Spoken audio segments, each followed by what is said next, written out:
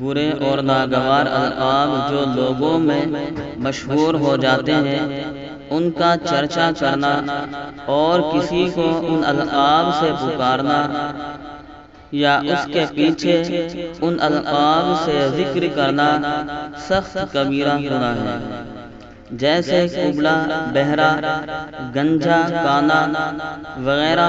البتہ اگر کسی کا لقب اس درجے میں پہنچ گیا ہے کہ بغیر اس کے پہچانا ہی نہیں جاتا تو مجبوراً اس کا ذکر کر دینا ضرورت کے وقت جائز ہے۔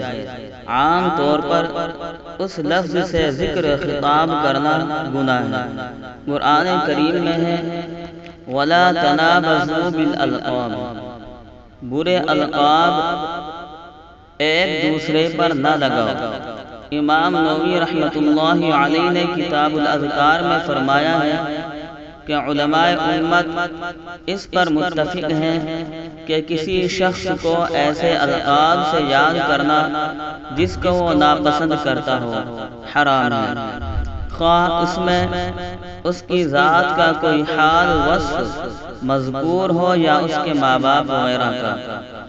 یہ کبیرہ گناہ بھی انہی بے لذت گناہوں میں سے ہے جن میں نہ کوئی فائدہ ہے نہ کوئی دنیا کی حاجت اس پر موقوف ہے، مگر ہم غفلت و بے پرواہی سے اپنی جانوں پر ظلم کر رہے ہیں۔